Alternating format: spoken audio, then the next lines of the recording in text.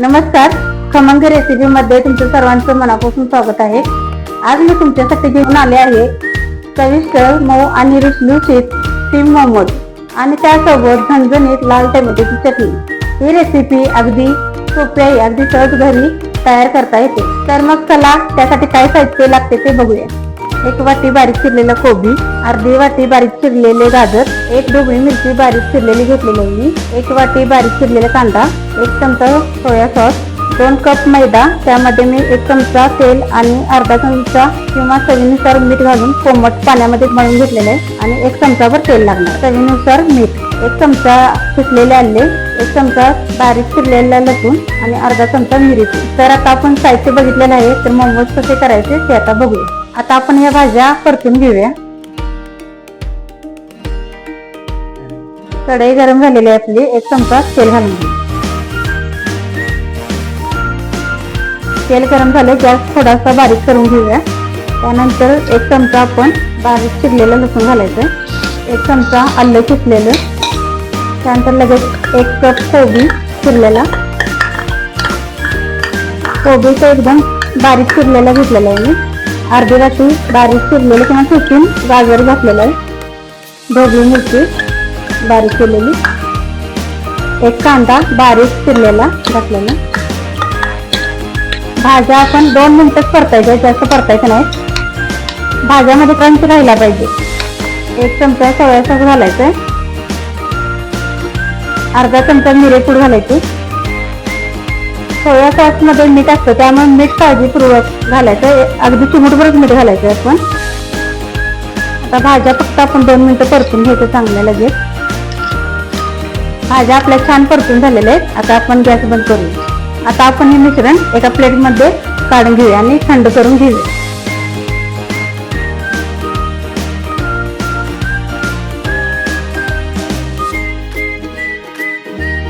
मिश्रण आपलं थंड होईपर्यंत आपण छोटे छोटे गोळे करून पाऱ्या लाटून घेऊया। आता आपण छोटे छोटे गोळे करून घेऊया।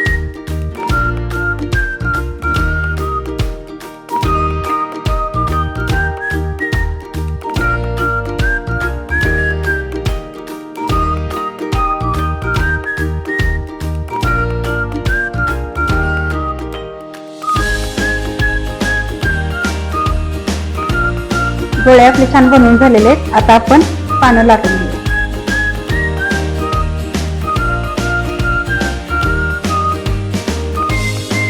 या साईडचे आपण सगळी पानं अशीच लाटून घेऊया।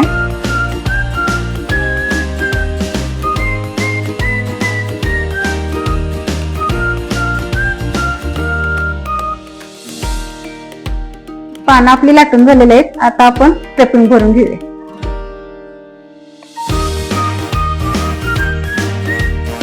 एक चमचा घालायचं, आवडत असेल तर तुम्ही जास्त सुद्धा घालू शकता।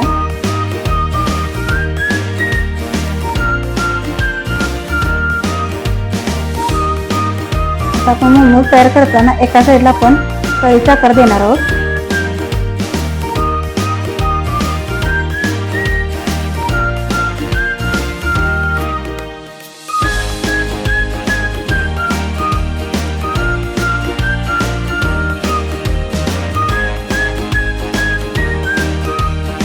असं एका साईडला आपण कळीचा आकार दिलेला आहे।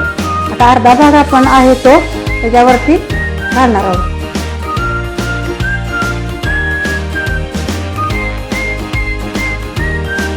आणि हे दोन्ही भाग आपण असे प्रेस करून घेणार आहोत।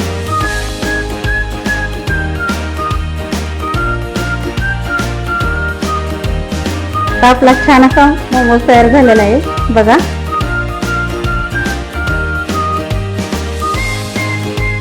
इकडे आपण मोमोज तयार करेपर्यंत आपण बाजूला पाणी गरम करायला ठेवूया। अशाच प्रकारे आपण बाकीचे मोमोज तयार करून घेऊया।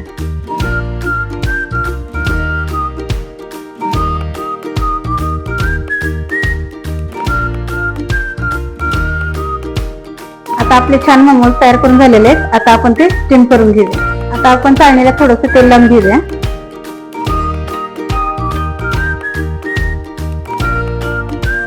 आता आपण तेल छान लावून घ्यायचं असं। आता आपण मोमोज हे चाळणीमध्ये ठेवूया.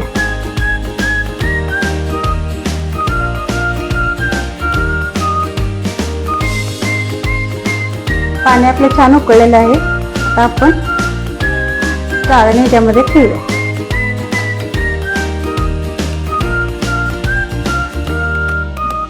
मोमोज तयार होण्यासाठी आपल्याला 5 ते 7 मिनिटं लागतील. तोपर्यंत आपण टोमॅटो चटणी करून घेऊया. इकडे आपले बाकीचे मोमोज स्टीम होईपर्यंत मोमोज चटणी कशी करायची ते बघूया. 3 पिकलेले टोमॅटो घेतलेले आहेत. 5-7 लाल मिरच्या घेतलेल्या आहेत. लसूण 7-8 पाकळ्या मी बारीक चिरून घेतलेला आहे. 1 आल्याचा तुकडा घेतलेला आहे. 1 चमचा आपल्याला सोया सॉस लागणार आहे. टोमॅटो केचप लागणार आहे आपल्याला 1 चमचावर. अर्धा किंवा 1 चमचा साखर आणि थोडा लिंबाचा रस. मोमोजची चटणी करण्यासाठी पाणी थोडं मी ठेवलेलं आहे पातेल्यामध्ये. पाण्याला छान उकळी आलेली आहे आपली. आता त्यामध्ये आपण टोमॅटो घालणार आहोत.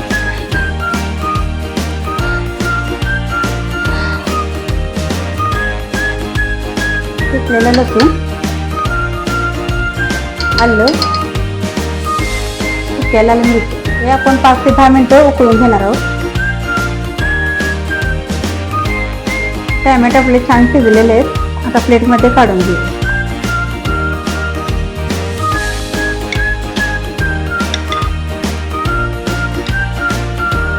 टोमॅटोची साल आपण आता काढून घेऊया.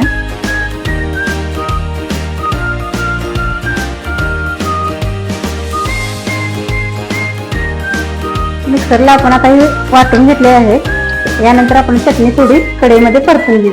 कढई गरम झालेली आहे. त्यामध्ये थोडं 1 चमचाभर तेल घालूया.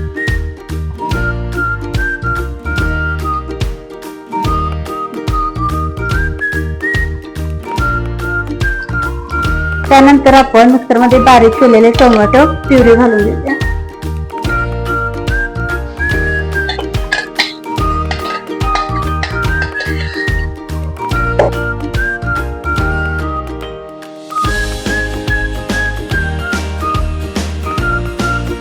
यात आपण आता 1 चमचा सोया सॉस घालूया. 1 चमचा टोमॅटो केचप, साखर अर्धा चमचा किंवा 1 चमचा सुद्धा घातलं तर चालेल. तुमच्या आवडीप्रमाणे घालायचं. चवीनुसार मीठ घालूया. आपण इथे सोया सॉस घातलाय त्यामुळे मीठ अंदाज घेऊन घालायचंय. त्यानंतर 1 चमचावर लिंबाचा रस, तुमच्याकडे व्हिनेगर असेल तर ते सुद्धा तुम्ही घालू शकता. ते आता मिक्स करून घेऊया आपण छान.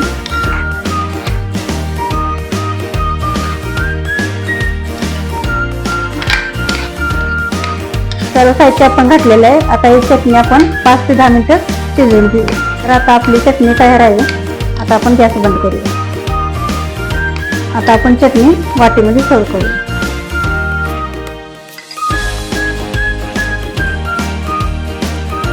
मोमोज आपले आता झालेले आहेत. मोमोज आपण प्लेटमध्ये काढून घेऊ.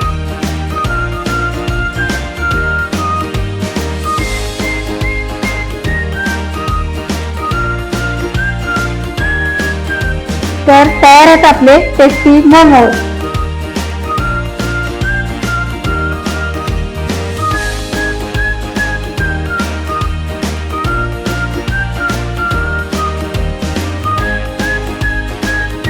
तर चला मग आपण याची टेस्ट बघूया.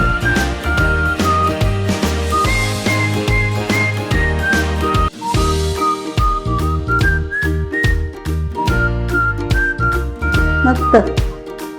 तर आजची रेसिपी तुम्हाला कशी वाटली ते नक्की मला कमेंट मध्ये सांगा. आणि अशाच नवीन रेसिपीसाठी खमंग रेसिपीला लाईक, शेअर आणि सबस्क्राईब करा. धन्यवाद.